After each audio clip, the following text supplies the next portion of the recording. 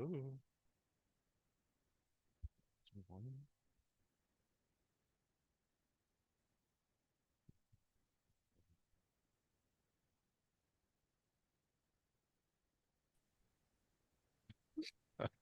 I What's up, Colleen? miss you. How you doing? I'm good. I was having a struggle. I'm so dumb. I wanted to add like my other account to the meeting, join my own Google Meet, and I was like, where is everybody? And I'm like, dumb, dumb, I'm dumb. Zoom. It's Zoom now. Yeah, I know. That's so Low-key, I kind of prefer Google Meet, but that's all good. uh yes and no. I don't know. I don't like the clunkiness of like the bar with Zoom.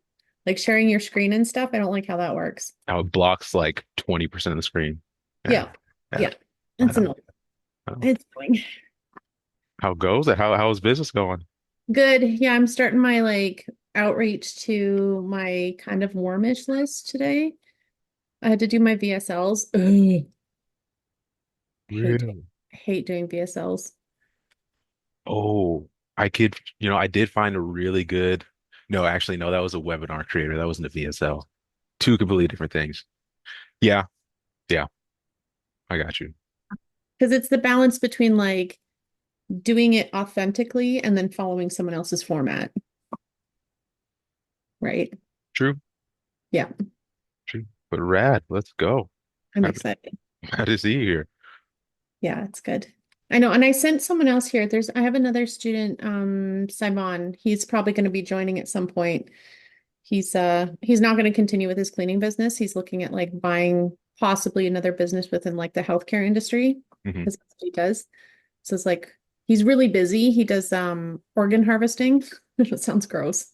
But if somebody passes, he gets flown to wherever they were to get whatever parts they need, and then he has to take them out and then take them to where they need to go. So his job is like always on the go type thing, right? So he wants to kind of like the cleaning business was too much hands-on stuff for how hectic his life is. And I was like, hop on this call. This will help you out. So he's excited. Dude, that's rad. Yeah. Yeah. That's like next level mortician, or I don't even know how you get into that niche of, Oh, he has to be a doctor, right? To be able No, to no, at least. harvest organs? he's not even a nurse, What? right? How can that be? How do how does he They're Yeah. like, can you imagine the interview? They're like, have you cut cake before? You're I like, know, "Yep." that's exactly. I'm really good at operations. My Oh my specialty. So, goodness. yeah. Oh, Yeah. that's rad. Okay. Oh No, my that'd be fun God. to talk to him about that. Yeah, Yeah. let's see what he is. Super nice guy. Super nice guy. So yeah, I'm excited. It'll be good. We have people trickling slowly. What's going on, Michael? You got your cam on? Or you got your headset?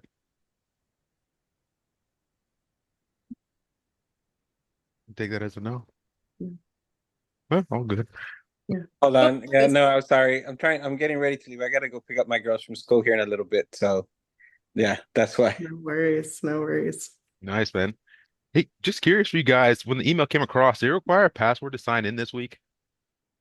Not for me. Okay. You guys click it from the email, or do you click it from like a past invitation link or something? Oh, you I muted. clicked, I had just did the invite on my Google Calendar. I just clicked through that link. Hmm. Okay. I copied and pasted the one from the email. Okay, so it does work. Okay. Yes. Nice. Good. Just making sure that that's all popped through. Sweet. Well, we can start talking business, looking at businesses while we wait for more people to arrive. Um, well, I didn't even check in with you, Marley. Anything interesting in your world before we get into some stuff? Ooh, interesting. That's a good term. Um, I mean, we're still just like very deep in the transition portion of the acquisition. We're actually getting started on our communication strategy as to how we're going to let the team know that we have purchased the company. Up until this point, we've been communicating it as growth partners because we wanted to kind of like ease them in and not create any flight response. but the transition period's been really good. So we're now moving to the next phase, which is going to be communicating to them that, here we are, here's our vision, and like, here's where we're going to go. And then start communicating it to our clients and getting them just really excited for what's on the roadmap and what they'll start seeing soon in their portals for the app. So yeah, exciting times. I just feel like definitely drinking through a fire hose, but I'm very used to it from just being in startups and in tech for the last over a decade, like forever. That is Um, rad. yeah, it's been good. It's been really good. I keep trying to um, stop myself from assessing any businesses and trying to make myself be on like a hiatus for personal buying for at least the rest of this year. But it's hard. It's hard. I still find myself like mindlessly scrolling through financials and in businesses when I'm trying to relax at the end of the day. I mean, if that's how you relax, that's I I know. mean, I make money while I relax. That's a good thing. That's a good thing. Uh, yes, yes. But yeah, otherwise it's going really well. It's just it's all consuming right now, but it's Mm, great. That's what's up. I love that. Yeah, Yeah. people don't really talk about that part, but that's got to be huge. It's so important because like going through the due diligence process, that's critical to make sure that you are buying something that is valuable and worth taking on.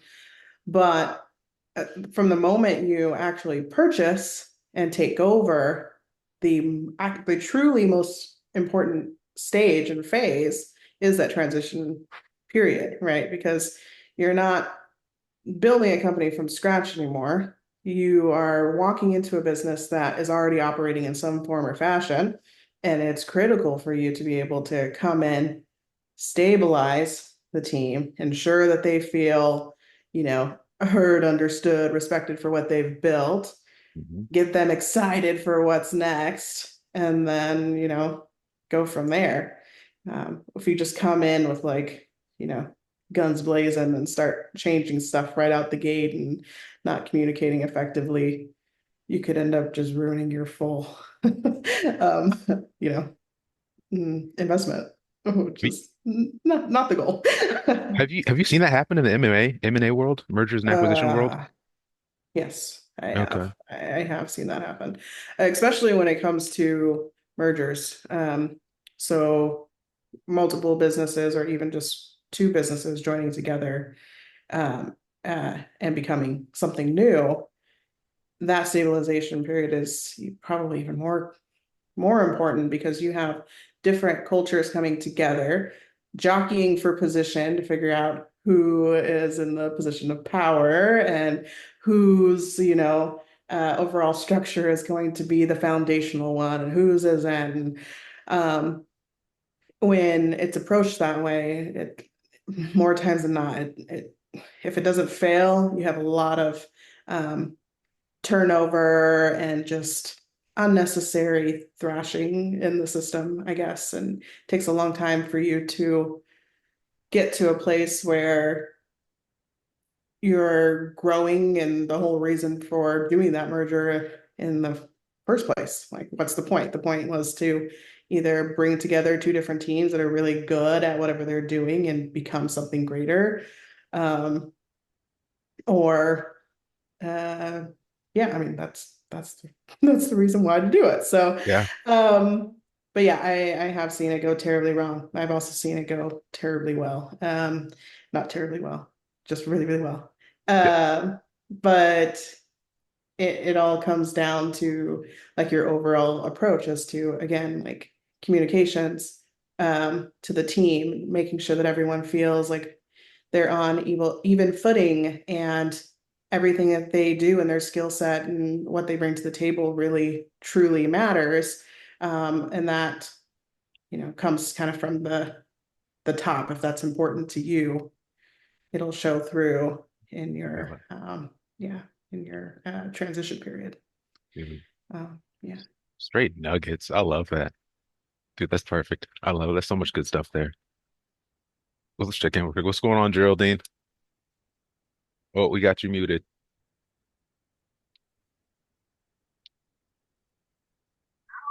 Hey, Yeah, we can how's hear you. everyone? Darren, you're Shane now? You're on Shane Yeah, thing? I had to get the meeting started today. Shane was a little bit busy with the stuff he's got going on. Yeah. Okay. How you been this week? How's been the search for laundromats? I've been getting some calls from brokers, but nothing creative so far. We took information, but that's it. But I've been making some calls. Okay. Got you. You're looking for purely creative? If that's what I can get, I would love that. Or very low entry, something of that sort. Okay. Got you. Okay. That makes sense.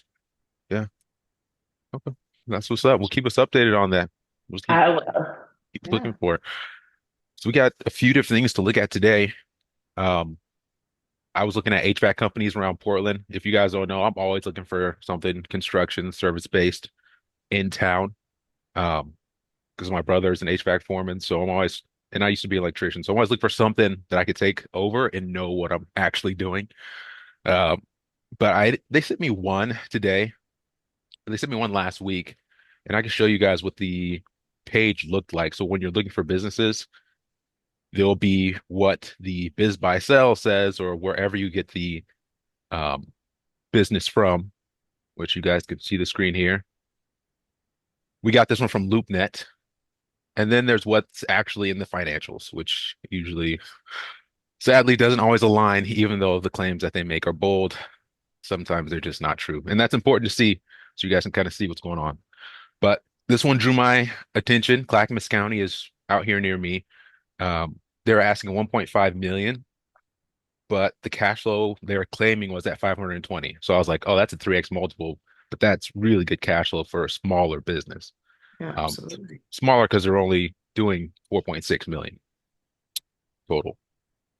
So that's what had me reach out. The numbers passed the test on paper, but as I'll show you in a second when we get into it, I'm not quite sure how they assumed it'd be like this.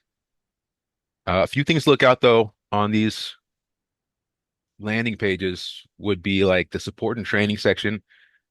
This one was a red flag for me. Seller agrees to work in the business at no compensation for 14 days in order to familiarize the buyer with the business.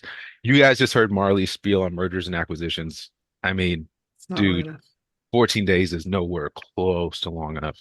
And some of these owners will be like, oh, but we'll uh do a private consulting fee for the next 3 months. You're like, no, that's not how this works.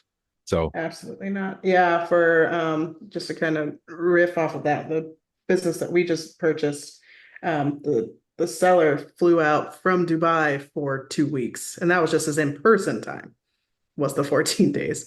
And we're still very deep into transition, and he's going to be full-time with us. I think we negotiated uh 3 months at full time and then an additional 3 months at part time. And then he's an advisor for us ongoing, at least for 12 months. But all of these things are negotiable, right? This is just a starting point for conversations. And sellers generally don't want to be around for too long because the reason why they're selling is they want to go live their lives or retire or whatever the case may be. But at the same time, you have to make sure that you get what you need from them to be successful in taking over. 100%. That's gold right there. Yep, 100%. But yeah, it's just good to take notes on when you guys reach out to the brokers to kind of get an idea for where the seller's at. Maybe they're retiring, maybe they're something else. In this case, it was a married couple in their 40s, and they're just Oh, looking to move on. But we'll dig into okay. that as we look into this sim that I have right here. So we have a sim that I've redacted out the important information, like the name of the company and whatnot.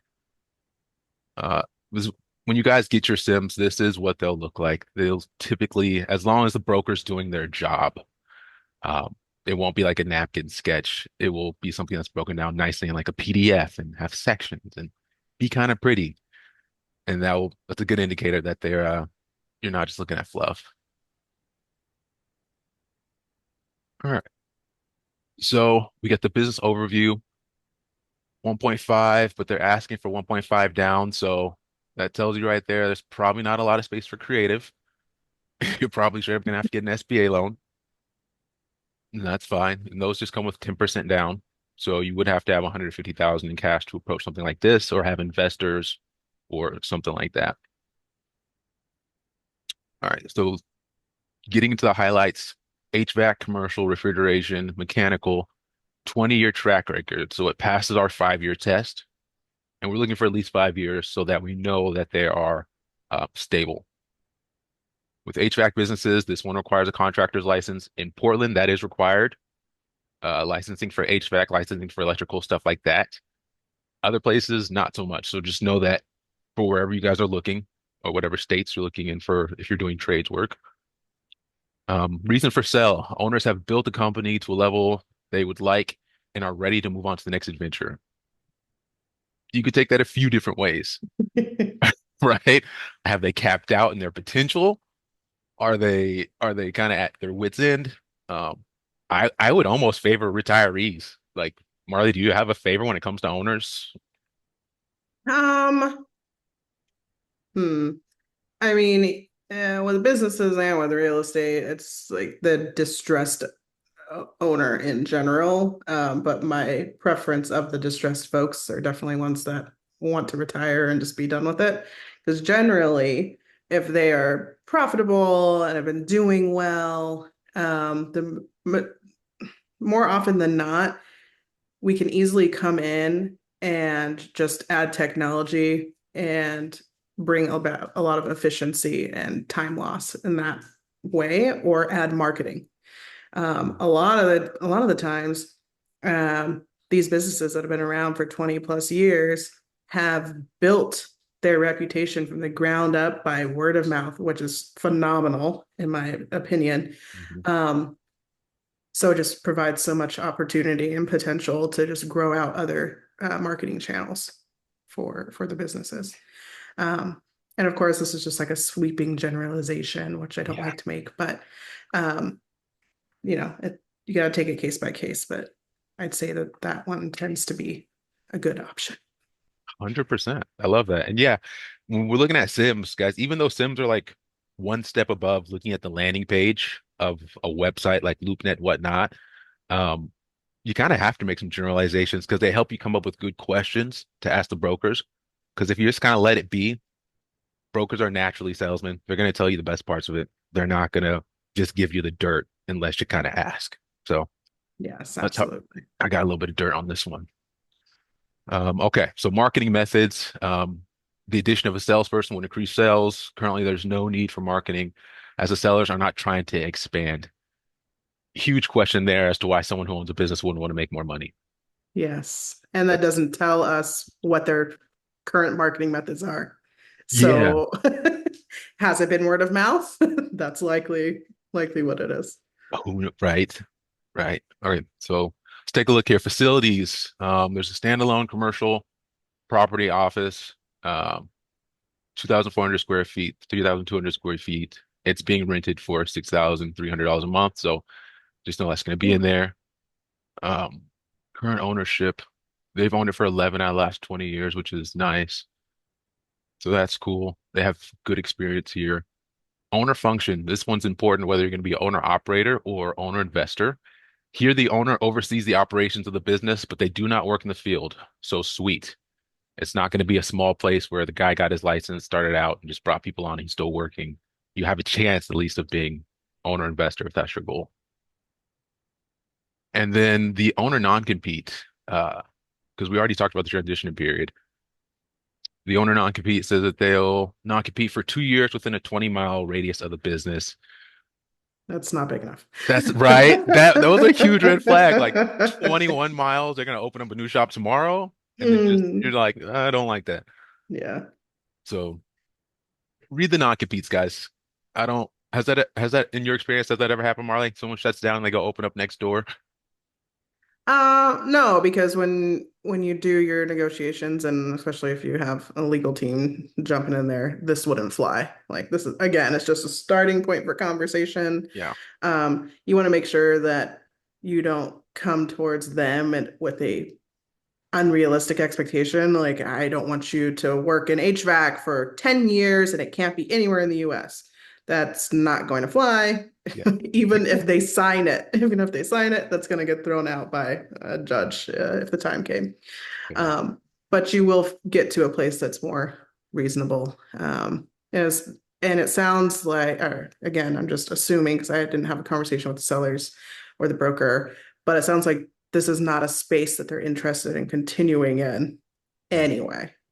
And most of the time when they're this burnt out or whatever the case may be, this isn't as big of an issue. Yep. Fair enough. I like that. Well, what's common though? Is within the city limits common? Is it within the state? Yeah, so the majority of M&A that I've done has been technology. Mm. So it's more broad, I guess, more broad strokes, more defined to the industry specifically. But what would be reasonable is probably within a couple hours distance of wherever they tend to operate, and 2 years is pretty standard. Okay. Okay. Couple of hours. That's a good rule of thumb. Just keep in mind. Yeah. Okay, sweet. So next piece, and we're gonna fly through some of the financials because we don't have the super deep financials. Initially, when they send you the CIM, they normally just don't send you 3 years of P&Ls with it. If you're interested and you have another conversation, then they'll typically send you financials. So we're just gonna go off base level and see if this is even worth digging into more. But asset wise, they're claiming they have $140,000 of inventory and then $200,000 of furniture and fixtures. So sounds like that would come with the purchase itself. Yeah, the space that they're Yep. leasing, I assume. Okay. Yeah, it was a lease for a little bit over six grand a month. So Okay. this is a snapshot right here. So it's showing 2021, they brought in 2.4 million, 2022, 3.6 million. 2023, they took a little bit of a loss post-COVID at 3.3 million, but not huge. And then this year, it's not over. So you guys got to take this with a grain of salt whenever they're claiming the year that you're currently in, unless it's like from Year this to month. date. Exactly. Yeah, it's year to date instead of the entire year. So I'm assuming they projected this at what they bring in this year, to bring up their averages. So for the real average, I would average out 21, 22, and 23. Yeah. Okay. All right. So there's your revenue. We're looking at cost of goods sold. It's going to be high because HVAC equipment is expensive. Um, so gross profit margins, they're coming in at 650 for 2021, 1.2 million, which is a nice little bump for 2022, and then a decrease to 1 million for 2023. So other things that I'm looking for in here are bottom line. Like pretty much we can go through all this stuff, but I want to see how much they're actually bringing in. You have the EBITDA right here. That's earnings before interest, taxes, depreciation, and amortization, right? So it's coming in at 256 when they were bringing in 2.4 million. So that's like a nice 10% there. Um, Closer to 15 is nice. Closer to 20 is really nice. But construction companies, smaller construction companies, Riley, do you see numbers like that? Closer to 20%? Um, I'm not super familiar with HVAC, just to be completely honest. As far as EBITDA and the multiple of EBITDA for the purchase price, Mhm. because what was it? They How were much do they want? asking, they wanted 1.5? 1.5 million. Yeah. Yeah. Oh wait, how did the cash flow end up being 520? Uh-huh. Okay, so at these numbers, this pencils. At the 250,000 for EBITDA, that doesn't make sense. Mhm. My guess would be that they're drawing a salary of another 200,000. And just doing an add back. Yeah, that would be my only guess. So because right now this gets them their add backs to get them to the EBITDA level, and then they could, in theory, add back their salary. But to me, them working in the business but just not in the field doesn't tell me that what they're doing isn't going to need to be replaced by another human, Love whether it's you or or you somebody. have to hire someone. Yeah. 100%. Yeah. Yeah, and keeping up once again, we said it earlier. They claimed 520, so as I go through this, I'm looking for 520. I gotta find proof. Are you Yes. guys really doing what you're saying you're doing? Because the I looked up the multiple. It's typically a 3 or 4x multiple based on either the net cash flow or the EBITDA. Yeah. So based on these numbers and this huge dip in 2023, let me zoom in a little bit so you guys, there we go. This huge dip right here in 2023 to the point where their EBITDA lost $200,000. Their average of the last 3 years is probably around what, 175 or something like that. If I did quick math, I don't know. Yeah, they're about. Even at a 4x multiple, you're not paying anywhere close to 800,000 for a business like this. Mm-mm. So I called the broker a couple times because I do want to follow up on this one just to kind of see and pick her brain. She hasn't answered yet, but I got a few Yeah. questions about this. And Uh, you haven't gotten the direct P&Ls yet. Not yet. Still waiting on Okay. those. Okay. Yeah. Because yeah, that'll tell us what we're missing. Yeah. For Um, sure. she did warn me when I first called though. She said 2023, because they've been thinking about selling for the last couple of years, but they haven't prepared their documents to the point where they can reflect the price that they want to get. So what that means, guys, is on paper, you could be making in the background $500,000 a year off a business by just kind of claiming things and writing things off and kind of writing off your house and your expenses, stuff like that. Yep. When you go to sell a business, though, it all has to pencil out on paper for the next person coming in. And so these owners never really took the time to pencil things out properly. And in 2023, they brought on an operator who fired some people and was very expensive and tanked a lot of the business. And they fired him. And this year they're focused on recovery, but they don't want to take the next 2 to 3 years to recover. They just want to get rid of the business. So, Interesting. right. Interesting. So there's Okay. some potential there to say, okay, you know, not my problem that that happened, but we can't meet that price. So Mm-mm. some potential negotiation. Or if we're going for that price, it's gonna be your terms, and it's gonna have to be creative. I like that too. You, Yeah. you hear that, Geraldine? Oh, it looks like she's looking away. Oh, you're muted. Oops, muted. Oh, sorry. I'm here. I mute my phone because I'm typing away on my keyboard. Oh, you're good. Yeah, I'm listening. I'm listening to you going through the numbers, and I'm like, holy crap. I guess that's the curve that I need to learn, but I know I can always call on you, Jalen, or one of you guys to walk me through all of that process. But Yeah. Absolutely. If you have any questions right now, because remember, these are being recorded for the vault. There are people who are going to watch these and say, what? And any questions you have, that's why we do the lives instead of just recording it and giving it to you. It's so that you can have a real understanding of what's going on and you can look at these and be Marley. Yes, you'll be me. Very soon. okay. Yeah. So don't be shy. All I was doing was drawing attention to the fact that again, you have to prepare to sell your business. You can't just sell it because the numbers, depending on how you're taking income from your business, they don't look right on paper. And if they don't look right on paper, like this company is saying on paper, hey, we're cash flowing 520. We want a 3x multiple, meaning 3 times the cash flow is what we're going to sell this business for. And every industry has a different multiples. Um, Yes. so But most small businesses do fall in the 3 to 5, like just as a quick, barometer. 3 to 5 is what you should expect. I like that. Do you consider a small business what, up to 5 million? I hate giving like a top line revenue number, but yeah, depending on the industry, right? Because there's some industries like construction that will have a wild top line revenue, but their COGS are just so high. So that one I'd say like under 10 million, if not, if not a little more. Like that. Um, yeah. Okay. Hey, put us up on game. I love it. Okay. So, if you guys are going through your Sims, things don't quite look right, you ask some questions. Like I got the information on them not preparing their numbers right, and the broker told me before I even looked at the Sim that that was going to be an issue. That tells me that I do have some wiggle room, and the broker knows that this isn't going to fly off the shelf.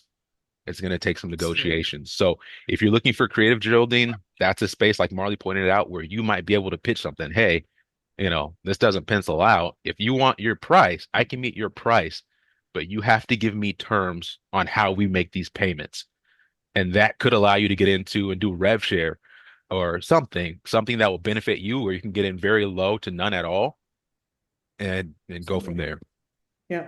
And in those scenarios, I would make sure that, like, let's say you were going to give them $1.5 million.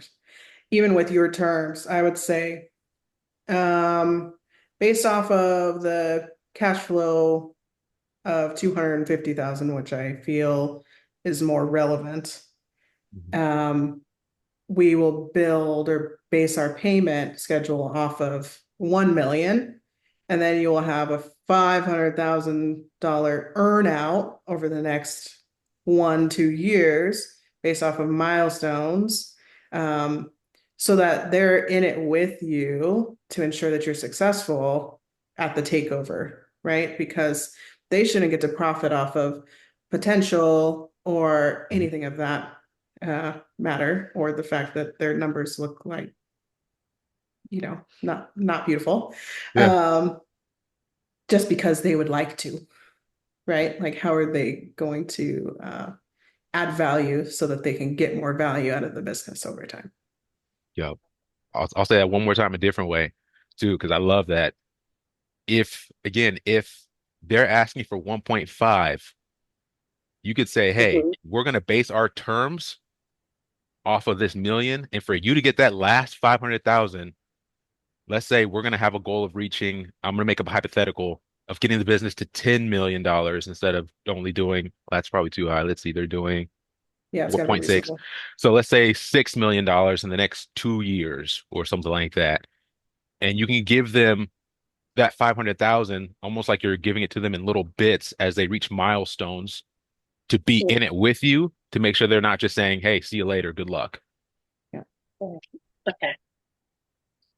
Yeah, there's lots of creative ways that you can structure your overall purchase agreement. And I love that. I'm happy you brought that up because that's what I'm at the broker with. Oh yeah, All yeah, right. 100%. Good. But anyway, all right. So that gave you guys, and once again, we're not looking at 2024 because 2024 isn't over. The broker's here to sell a business and make their commission, so they're gonna make it pretty. So you can ignore 2024. Okay, Hmm. they're always gonna try to do that. Um, all right. So they've made a pretty little spread here, but that's not super important. Um, all right. So 2024 again projected. It says it right there. I'm not even gonna look at this. No, Right. It's such a big waste of time. It makes everything pretty though, and it makes it so that they could say 520, which everything ties out. do you see where that 520 Oh, comes in? that's what they based it on. Okay, can you go back? A Now hundred I, percent. now You I do want got to look at it. they based it on the freaking projected. Medical insurance. Okay, scroll back up a little bit more. Yeah. What do you want to see? Anything? Owner salary. There it is. So they've been drawing a salary of 134. Meals and entertainment. That could be an add back. It also could not be if that's based off of taking clients out and whatnot, then that's not an add back. That's a cost of doing your business. Medical insurance, that's fine. 1,800 in travel is the same thing. Like, is that travel utilized for the business or was it personal?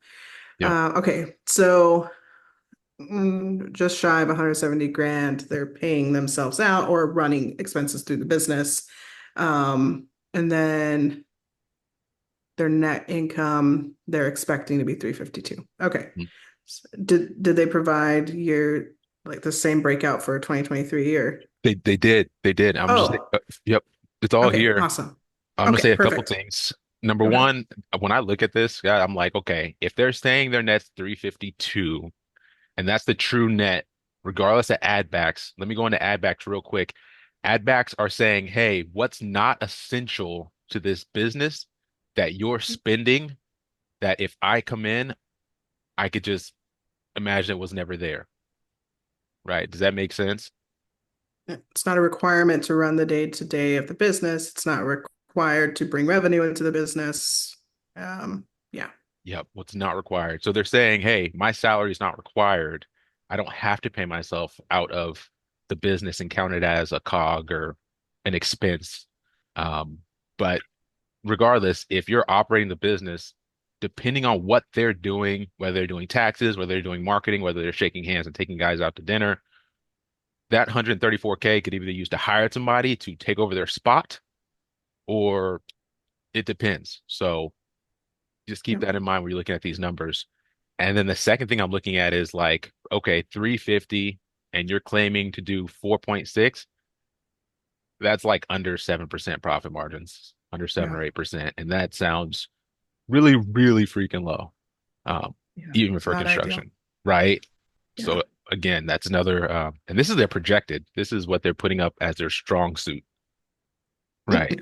So, Yes. so just stuff I think about when I look at these. We don't have to get into every single bit, but let's look at 2023. Okay. And this was their down year, right? Yeah, this was the year that they brought on an operator and they claimed that he tanked the business and fired people and did stuff he shouldn't have done. Yeah. So, Sorry, scroll back up for this. I want to see what the salary and wages are for 2024. Not oh the yeah, owner's salary, but the got you. uh Right here. 131. Okay, let's go back down. I want to say, did they have employees or if it was contractors? I don't recall. Well, salaries and wages would have to be W-2 folks. That's If it's contractors, it'd be in the probably in COGS or listed as contractors. the reason why I ask is HVAC guys in Portland, once you get your license, is like 40 bucks an hour. So that's easy 80K a year. So if they only Yeah, have like two or th maybe three, 2 to 3 contractors, you can fit within that price. yeah. It's just what I'm Employee thinking. benefits because they were paying employee benefits as well. Um, well, I mean, their COGS is at 2.4, so what very likely they're paying their subs through that as well, right? Right. That's what I was thinking. Okay. Yeah. Yeah. Okay. Okay. So just so everybody we're on the same page, me and Marlon are just going off because I do love freaking love business. Okay, so they're claiming 3.3 million in gross revenue. Cost of goods sold or COGS, COGS is at 2.3, and that's equipment, that's whatever it takes to get the goods sold, to get the jobs done. Um, and then we get into the expenses that keep the business running. So this year he paid himself 119. They're claiming salaries and wages for office workers, field agents, whatever you want to call them, at 250,000. Um, what else? Bad debt sticks out to me. I want to know what that is, what they're qualifying as bad debt. Most likely a vehicle, in my opinion, but not sure. Okay. Rents at 96. Whenever I see rents, I like to do a little math real quick. $6,000 a month, 12 months a year. That's 72,000. So it does make me say, okay, where's that extra 22,000 at for the rents? And Um, then, I was gonna say, are they including their utilities? that's a great thing. Would have to utilities. No, they're Oh, not. no, they're not. An extra Interesting. 10, right? So it's like, where's the 20K going for the rents, guys? Yeah. Um, and that's just quick math that I do when I look at that, when if they tell me the how much it's bringing in. So we got employee benefits, fine, autos, sure. Looking for anything else that sticks out to me that's just a big number, like collection expense. I'm not quite sure what that is, but I'm curious of it. It's probably paying a collections agency to collect on their overdue accounts receivable, and they have to pay a commission on whatever is received. There we It go. would be my guess. I love that because that's a potential 42,000 that you could just get like a really good accounts receivable person or CPA and just contract them out and But potentially save money, right? yeah, Or But change your payment processing procedure in the first place. Make sure that you're getting credit cards up front, that things are charged as soon as services are complete and rendered. and they're claiming to be fully commercial, by the way. So Hmm. your accounts receivable should not have a big enough, shouldn't be a No. huge issue if it's commercial at all. I assume you have contracts with Ex- commercial HVAC. Exactly. Exactly. Um, Interesting. so all we're doing when we're looking at this is questions I'm going to ask the broker. I'm going to ask them about this because that's a potential $42,000 that I could finance charges. I'm going to ask them about this. Why are you spending 17,000 on charges? What is that? Um, Meals and entertainment, working in construction, you buy your guys meals, I'm assuming, but we'll ask what that is. Um, Merchant fees, that's fine whenever you run cards. But again, if you're getting invoices, your merchant fees, well, on $2 million, it's gonna be high on $3 million. So, um, not much else Yeah. sticks out to me. And Colleen noted that they might finance equipment. Oh, okay, that's what's up. That that would Th make sense. that would make sense actually. I like that. Thank you, Colleen. Okay. So after all is said and done, we started with $1 million in gross profit. We go through their expenses and we end up at 966,000 in expenses, meaning they only netted $34,000 in 2023. That's like that's literally 1%, isn't it? Yeah, it's terrible. Even with add backs, they came in at 183. So Yeah. again, Taco Bell salary, yes. yeah, yeah. Their asking price does not support this. No. And since you just noted that, when you decide on doing a multiple, it should be a 3-year average of adjusted cash flow that you are building your offer off of. They do not get the projected pro forma, rosy glass vision of their cash flow to build the multiple upon. You, Um, I freaking it- love that. yeah, you always want an average of 3 years because that's going to show, you know, be um, a better like litmus test than them having maybe a really good year. Since we're this far into 2024, if they provided year to date financials or a trailing 12, I would consider utilizing that in their average for Mhm. the last 3 years. But regardless, they're not going to be happy by the fact that you have to include 2023. Hmm. And you Yeah. have to, even though she Yeah. even message.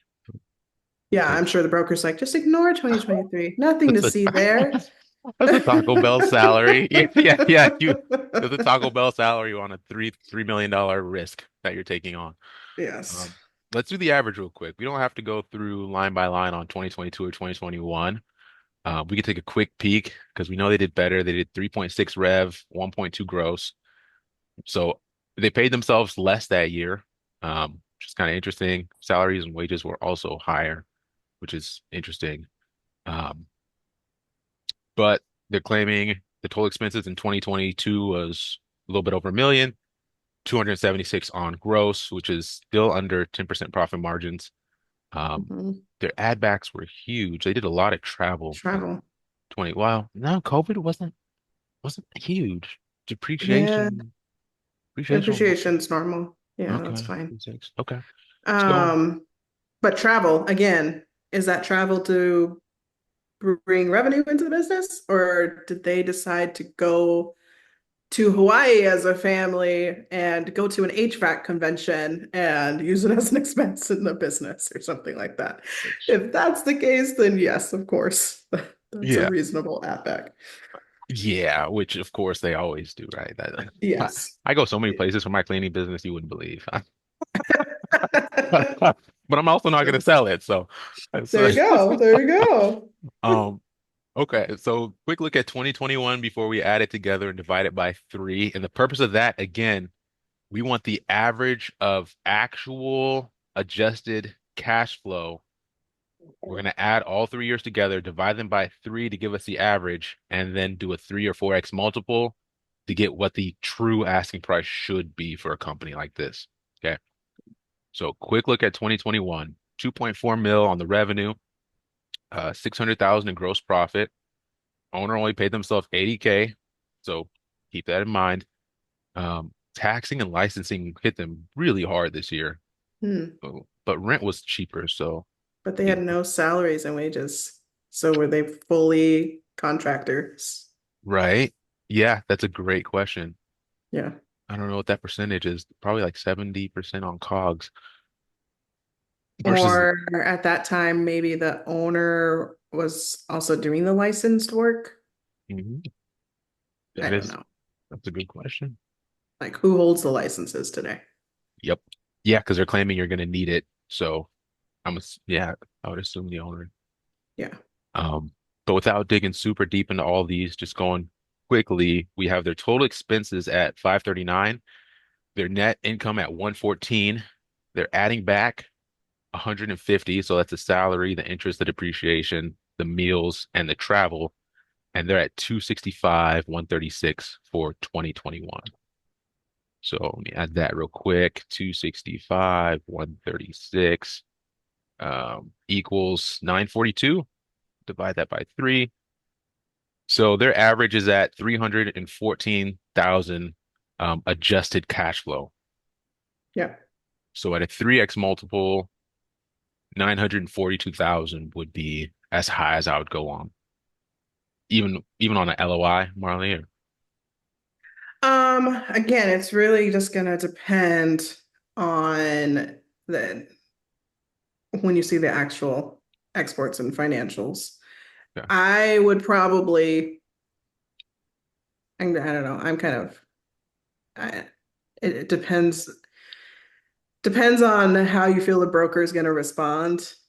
Um, but generally I go for like the shock and awe low amount before like getting to what my top end would be.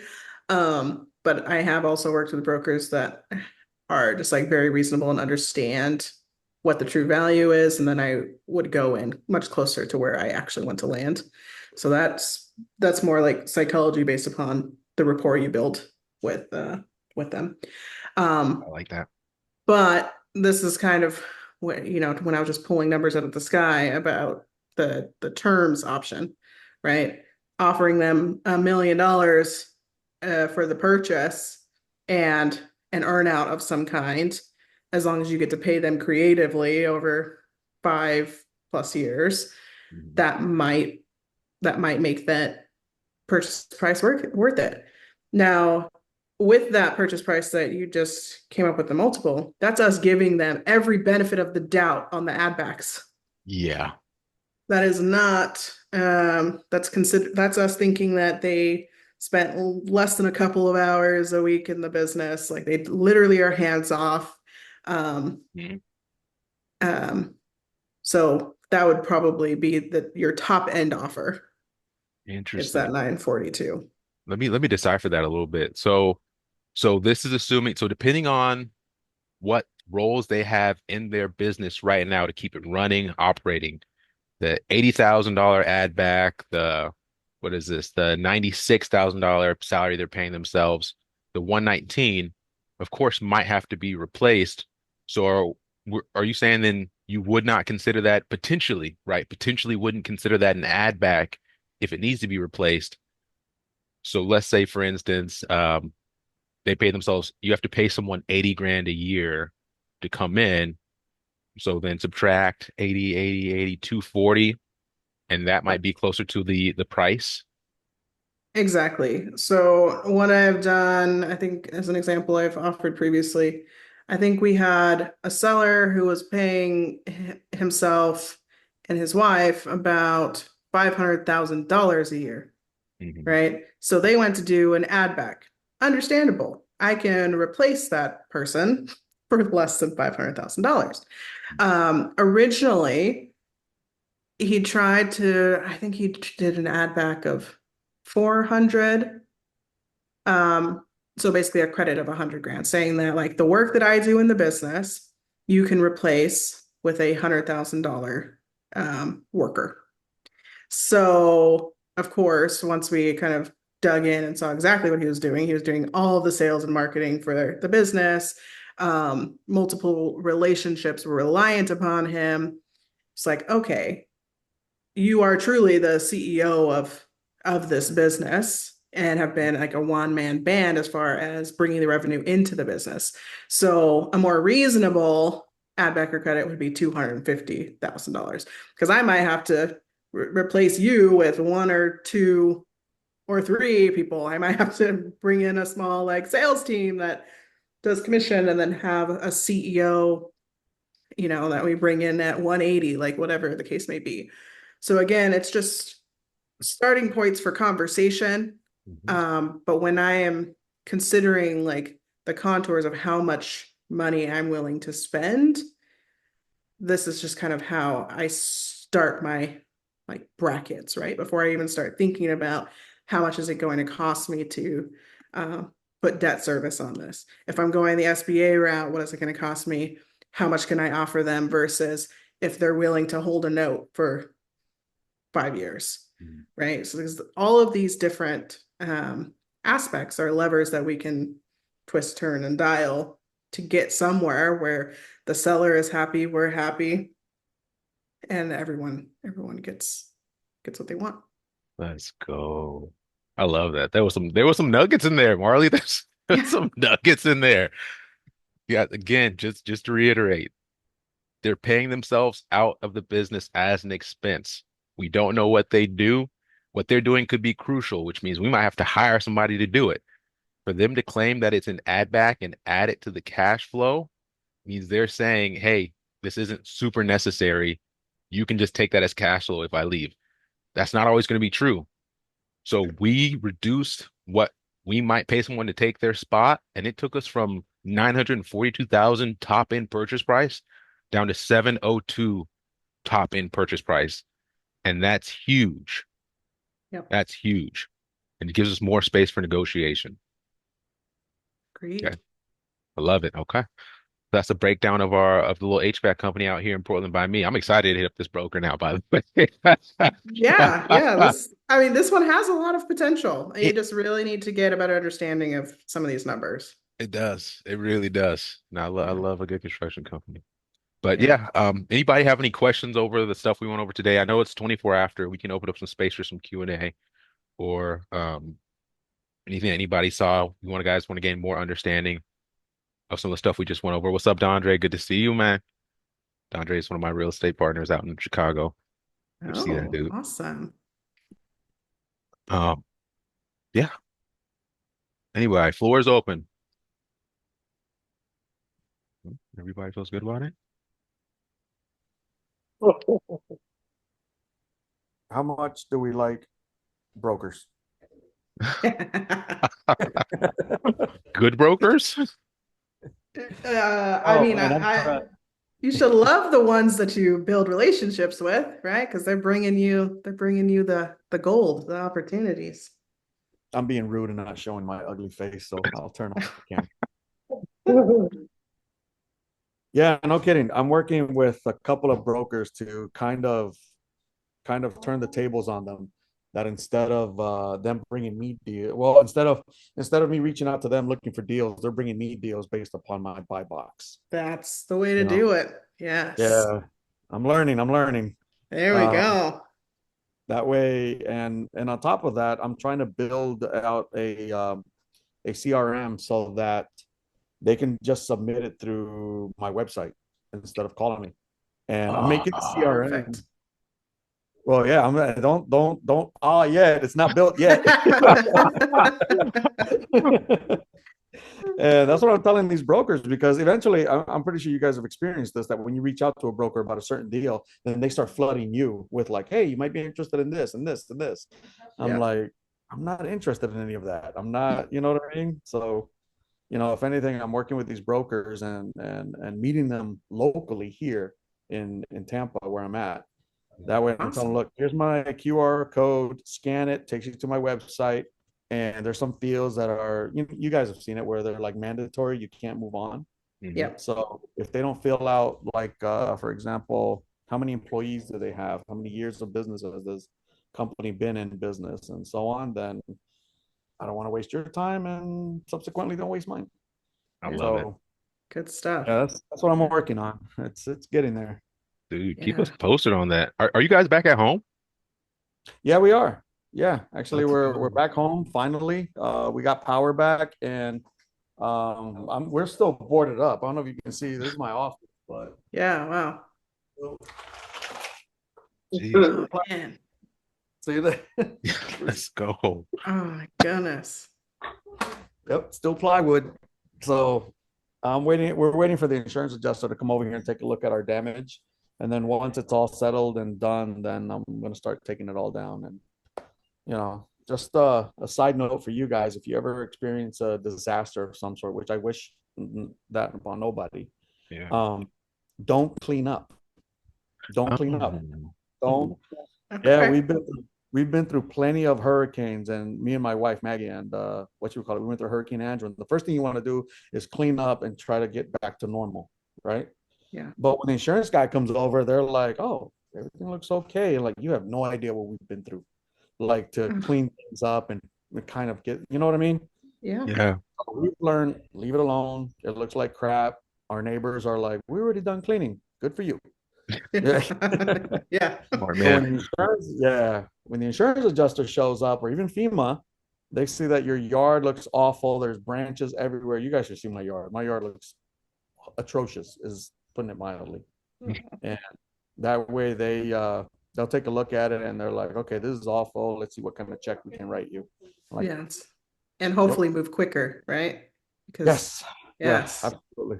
Yeah. So we're getting back into it now that we're back in our home, back in our, in our home camp, getting back into business acquisitions, and that's what we're doing. Let's go, man. That's awesome. Yeah, And no, you guys still plan on staying in Florida, right?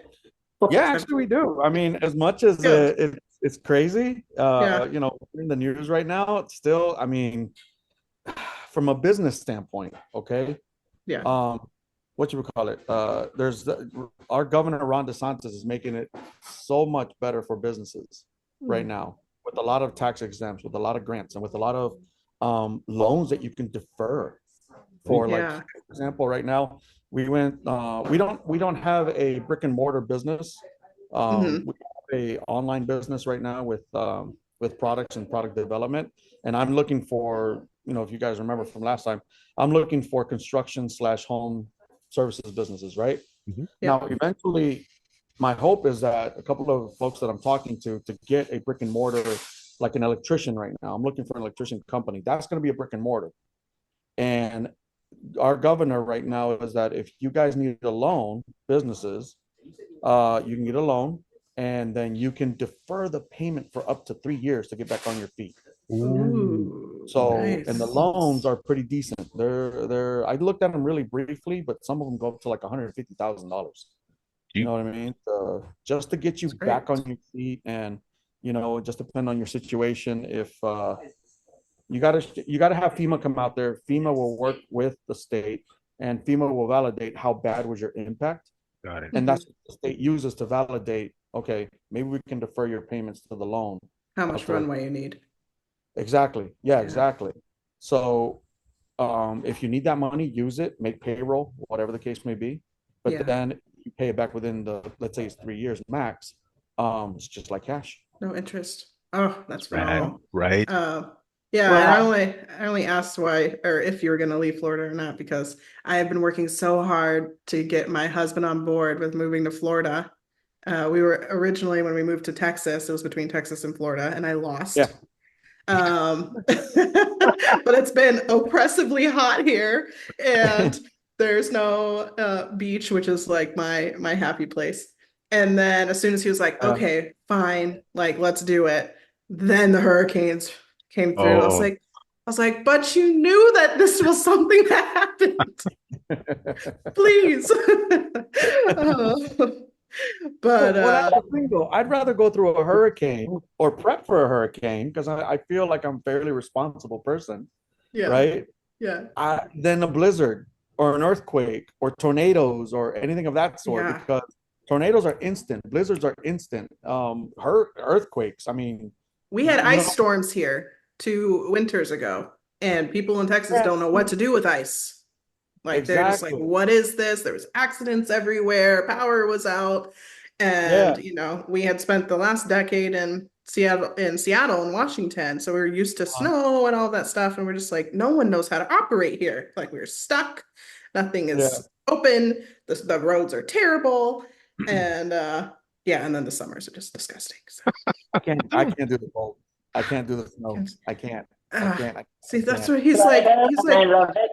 I love it. Florida is fine. I was in New yeah. York. I can't do so much cold now. Yeah, and now he's on this New Hampshire kick, and I was like, we're going back to the cold. I don't know. No, no, no, no. So sorry. Dude, I know. Thank you. Pauline's the ice queen up there. Canada, Yeah. good Lord. You're in Canada? Yeah. Oh, goodness. Oh my Yeah. gosh. Oh yeah, Why? we get cold snaps of like -40s where Fahrenheit and Celsius meet. We get like -50. It's Oh, it's a no. nightmare. It sucks. Yeah. I'm cold already. Yeah. No, Yeah, exactly. I'm feeling cold just hearing about the cold. Yeah. straight up. Yeah, no, she sent me pictures from last winter. Nope, I nope. did that thing where you throw hot water in the air and it just turns into snow. Oh my gosh. Yeah. Oh my goodness. Yeah, it's Yeah, cold. with the sand and the beaches. Yay. Look at this. Yeah, that's the kind of snow I want. And I would Right? say it's cheaper, but it's not. It's actually more expensive. And the farther north you go, like up in Nunavut, and like I don't even know what's up there anymore. It used to be like Northwest Territories and whatever. They changed it over the years, but up Yeah. there, groceries, holy hell, like crazy expensive, crazy, crazy expensive. Yeah. Yeah, that was something like we moved to Texas because it was supposedly cheaper. But we spend way more money on groceries here. Our Really? property taxes are out of control. Everything is more expensive except for gas. Gas is reasonable, I guess. Yeah.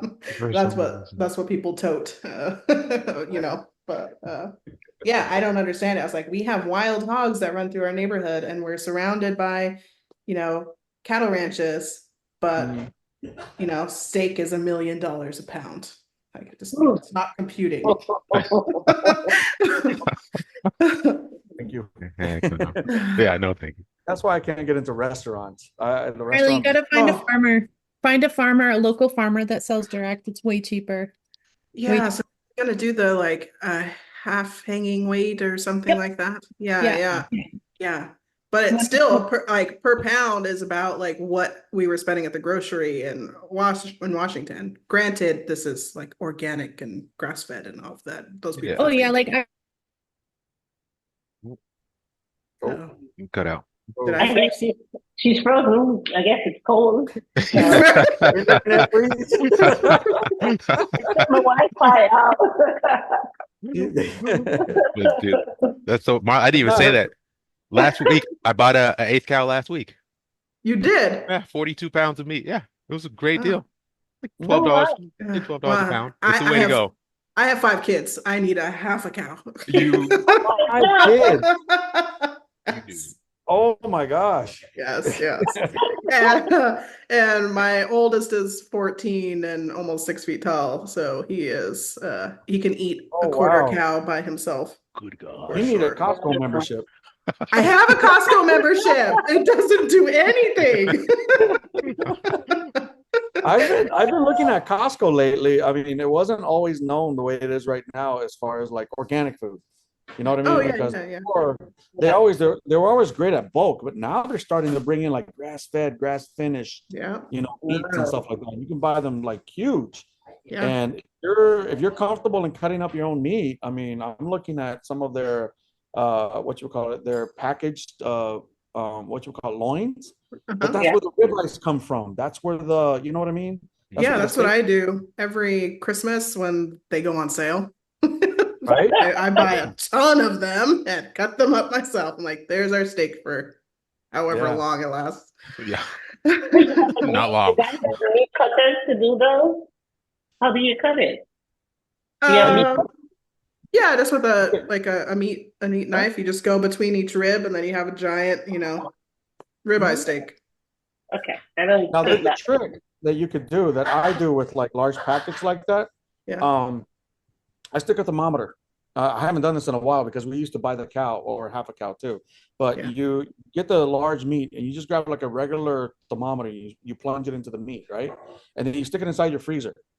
You wait until the meat gets frozen a little bit to like maybe, I don't know, what did I used to do? I think it was like 20 degrees or something like that, or 20 Huh. or kind of 15.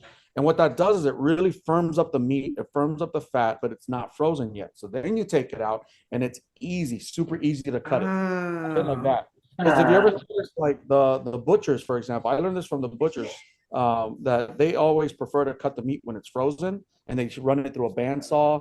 But if you try to cut it when it's thawed out, it's all wiggly and like it jello. does And wiggle on you. Yeah. yeah, you can have the sharpest knife in the world. It's still going to move around like jello. But if you let it freeze a little bit, and that's why I used to use the thermometer to kind of like, all right, what's the core temperature of the meat? Then you Yeah. take it out of the, you got to time it. That's the catch. You have to time Yeah. it out, and then it's so easy to cut. You know, you don't have to have like a Huh. ginch or anything like that. So that's Yeah. what you do to process large packs of meat. Is I stick it in Ah, the freezer and it works. That's I'll the have to secret. try that this Christmas when all of it Go. goes on sale. I don't have kids, but I have kids that I have 3 kids that eat like 5 kids, so I have to be price conscious. Yes. Yeah. Oh, And 4 of my 5 are boys and Oh Lord. oh they my eat a God. lot. Yes. Oh my Yeah. God. Even though the youngest 2 are technically, they're my twins, they're only 17 months, but they eat as much as my like 4-year-old. Twin? Yes. Twin. Yes. Busy house. Wow. Very busy. Yes. Very big house. That's awesome. Savage. Yeah, we got a motto here at the family. If we're not making money, we're saving money. There we So it's go. That's one or the impressive. other. You know, Yes. yeah, all of us are in it. Awesome. That's awesome. Thank you so much Love for you it. guys in this class too and enjoying and doing this. I haven't been able to because there was a conflict with another meeting that I had, but I want to join this one more.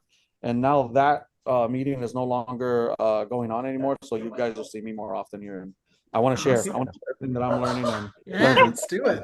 Let's go, dude. I'm excited.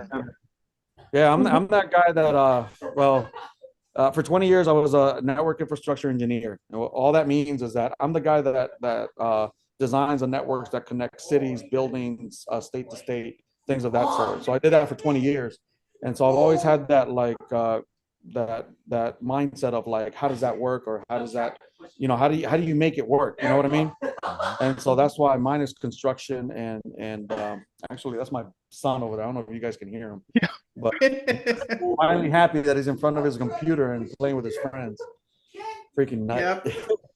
But anything, so when I work with all the trades, all the different trades to establish like I don't know, a hotel, or establish like stadiums. I used to do the infrastructure for the stadiums, like Buccaneer Stadium here in Tampa. I designed it. That's dope. Very The St. Louis baseball team that comes down here and practices, I designed that network for them. So I worked with contractors for plumbing, electrician, and all of those guys, right? So I figured, why not own them? Why not own one of those businesses? Heck I yeah. may not have those licenses, but I know exactly what they're saying. It's like their language, I can understand it. So when I buy that business, it's not going to be anything that I wouldn't be able to pick up quickly or understand it. I've talked to them, I've heard it, and so on and so on. So I figured that's the idea.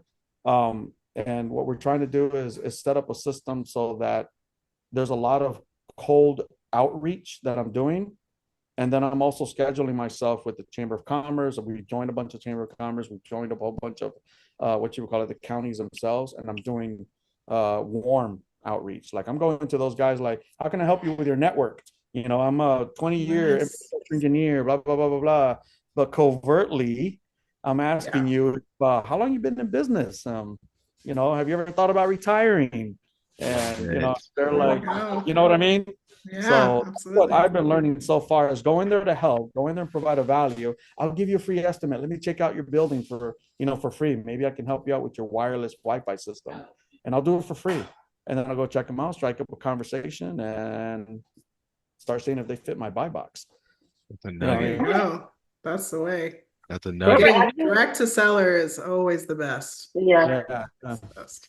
And if I were you guys, okay, so this is now that just reminded me, I got to make a tickle file or something, a reminder. But I got with the Chamber of Commerce here locally, and I asked them, how can I be a Chamber of Commerce ambassador? Ooh. Okay. And what that is, okay, so this is such a cool like hack that I stumbled into. Um, so a Chamber of Commerce ambassador for your area or your county, whatever the case may be, right? You tell them, I would like to be an ambassador for you guys. And fantastic. So you know what the Chamber of Commerce president told me? He's like, okay, sign up with this lady. And what we'll do is we'll give you a list of businesses that you can go visit, represent the Chamber of Commerce to see, hey, you're not part of the member, you're not a Chamber of Commerce member. What can the Chamber of Commerce do for you? And so when I go to those businesses, hey, how you doing? I'm Robert from the Chamber of Commerce. I just wanted to see what we can do for you. I'm a member, I'm an ambassador, and I'd like to get to know you.